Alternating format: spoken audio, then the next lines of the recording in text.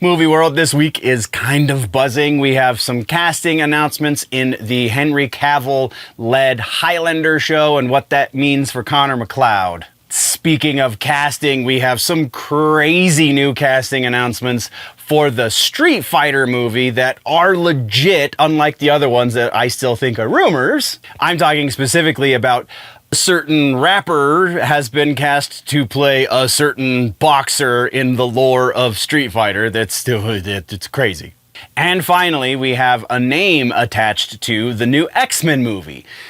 And it's mostly confirmed at this point, so we can legitimately talk about it. We've got that, and we've got a bit more in movies. Let's go.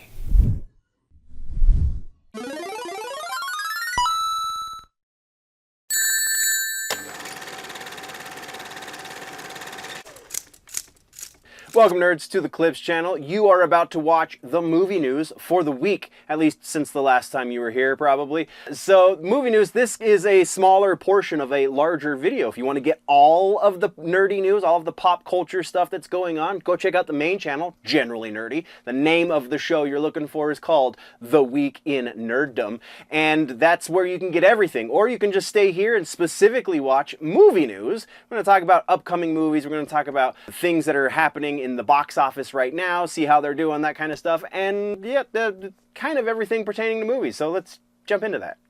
Follow-ups and corrections in movies this week is a little nuts because this has greater implications in the rumor mill even, because technically this is kind of almost in my brain, my headcanon for things is confirming some rumors, but we'll get to that. Let's start with Street Fighter. That's the big one. This is wow. All right, so the big thing here is this was gonna it started its life as a rumor. This was coming from a rumor source, and then it got confirmed by the actor himself. 50 Cent, Curtis Jackson, is going to be playing Balrog in the Street Fighter movie.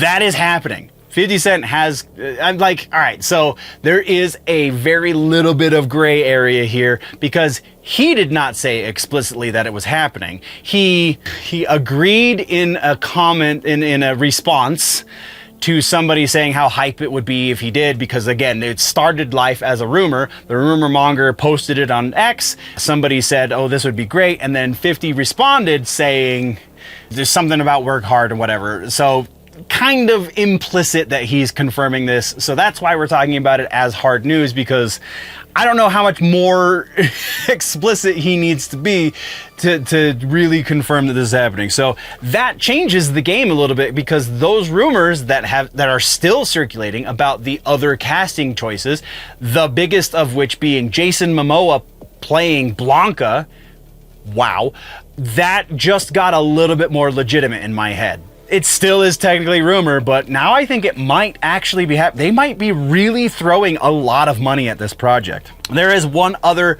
actually 100% confirmed from Capcom announcement for casting on this, and that is Chun-Li. Chun-Li will be played by actress Kalina Liang. I don't know what else she's done. I didn't recognize her face, so maybe she's done something great. I didn't honestly have the time to look her up this time. My apologies, because this kind of broke my brain for a minute, so I had to see how many ways I could verify it with the Balrog thing. But yeah, we have Chun-Li and Balrog at the very least confirmed. Wow, that's huge. Let's move on though. Speaking of casting, we have Roadhouse 2 has made a casting announcement. Dave Bautista has been cast. We know that for certain. The role in which he's been cast, or for which he's been cast, has not been revealed. That has a lot of rumor attached to it, so we'll talk about that in the rumor mill section. But we do know he is part of the cast for the follow-up to the Jake Gyllenhaal movie featuring Conor McGregor and the whole thing. It was a lot of fun to watch. Not exactly the best movie ever, but it was a hell of a lot of fun, so absolutely recommend if you haven't seen it. Dave Bautista, that's what we got there. Next up, X-Men. This is another one that is kind of confirmation of a rumor without necessarily 100% being confirmation, but in order for us to not take this seriously, I think that would be really naive on my part.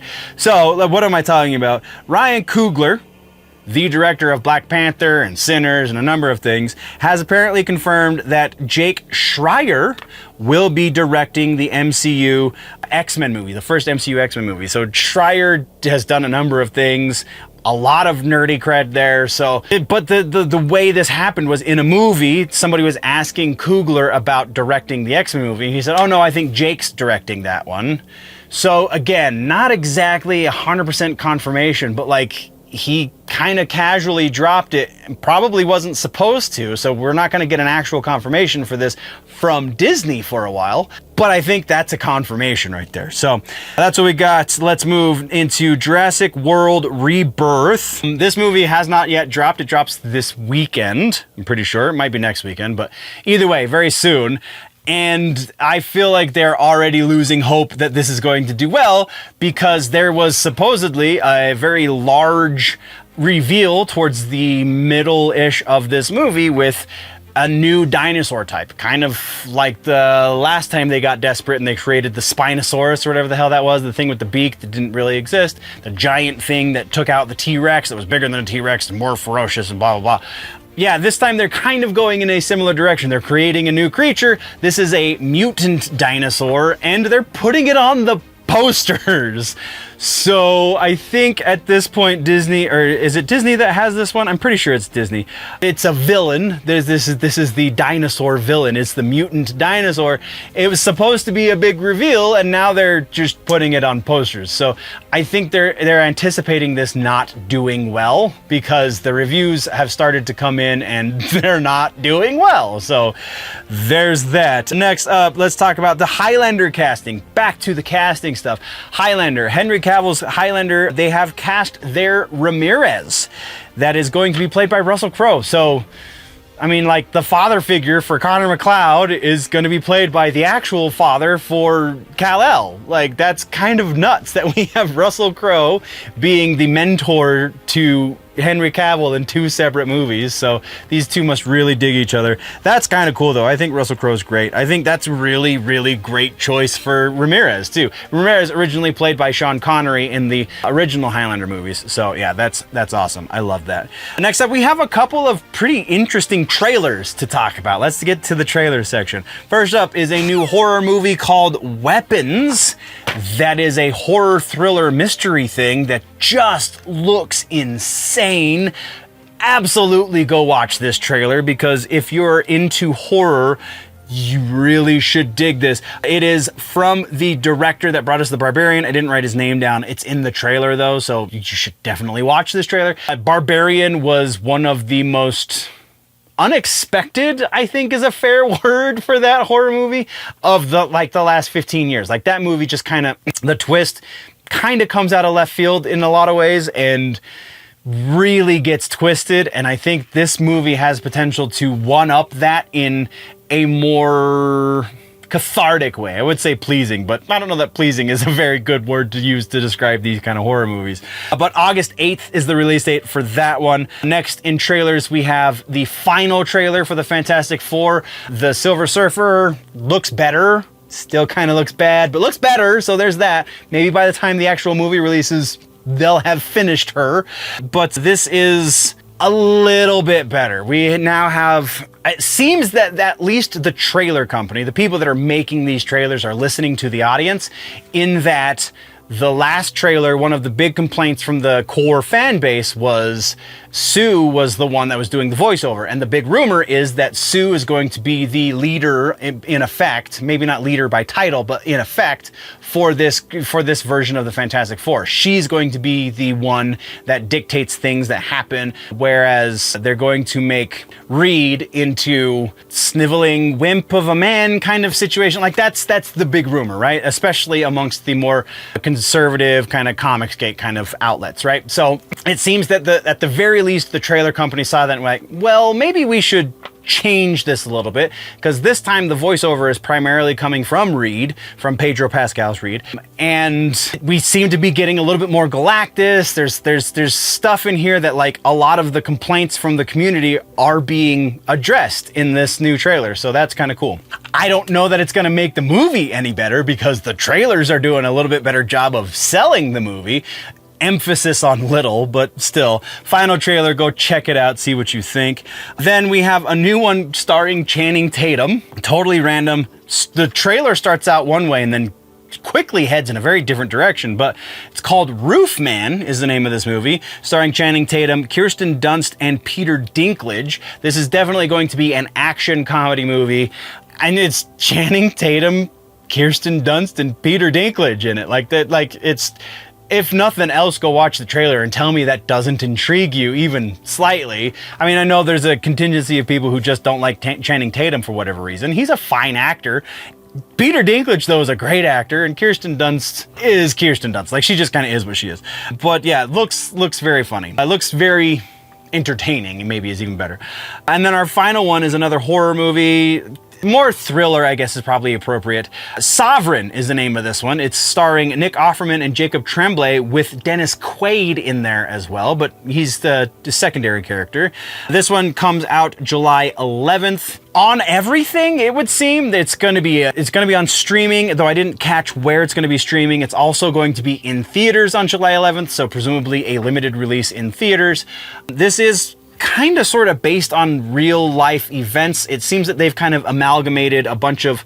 Sovereign is how to explain this to people who may or may not know what that means. Sovereign citizen is one of these people that gets it in their head that they are country unto themselves, effectively, and that the government under the United States, usually, I think most of the English-speaking nations have something like this in their laws that could be misinterpreted as a thing that you can actually do, but it seems that America has the most of them, and I think all of the things that are amalgamated into this movie are American stories, so there's that. But it's basically guys who don't identify as citizens of America. They identify as their own sovereign nation. They are unto themselves a nation of one. And just kind of the very violent political things that come from that kind of thinking, that kind of ideology, is what this movie's based on. And Nick Offerman looks nuts. Like, he might, like, I talk about all the actors that are always a win. Like, you see him in a movie, you're like, I'm gonna go see that movie just because that dude's in it. And regardless of what the rest of the movie is, I know his performance is going to be fantastic. Nick Offerman rather quickly is becoming one of those actors. I still think there's a couple of things that he's done and I'm like, I don't know, that kind of brings into question your abilities. But by and large, Nick Offerman is pretty much a win. So there's that. But this is... in his drama roles, in his serious roles, again, this is a thriller, I think he kind of shines the most. He's a very funny dude. I think he's even better at serious acting. Civil War notwithstanding, I think Nick Offerman is usually a win. So there is that. That is what we have for trailers, though. There is no regular news for movies this week. I couldn't find anything that didn't qualify as other stuff, so no regular news. Let's just talk about our suggestion for the week. We're gonna go with a horror that I have suggested on the channel once before, but it's been a while since the movie released, actually, and that is Late Night with the Devil. This is on Shudder if you want to stream it. I know there's been a physical release recently that is apparently a really good pressing for the DVD, so if you can find it, get it, because it's worth it. But this is just a super unique little horror movie based in like a late 60s, kind of early 70s talk show that was trying to compete with the big dogs, and so they went and did something kind of crazy. And so it's almost like a found footage meets throwback retro kind of horror movie, in that they're showing you the quote-unquote broadcast of what happened the night that all of these horrible things happened. And very unexpected, really good storytelling, and Peter Dashmalchian is not just the star of this, but he's also a producer on the project and knows how to tell a really good story, apparently. I'm pretty impressed with the way this movie turned out, and I feel like you will be too. If you're into unique horror, this very much has a really hard psychological bent, though there is also like visual things here as well. So that is your suggestion for movies this week. Late Night with the Devil. Thank you very much, nerds, for tuning in. If you want to level up your nerdy, geeky, pop culture knowledge, then don't forget to subscribe and do all of the things. Go check out the main channel, Generally Nerdy, for the larger portion. Again, you get all of the sections into one convenient video over on Generally Nerdy. The name of the show is The Week in Nerddom. Thank you for checking out this clip. We will see you next time. Before we go, though, always remember that if it's generally nerdy, it's probably here.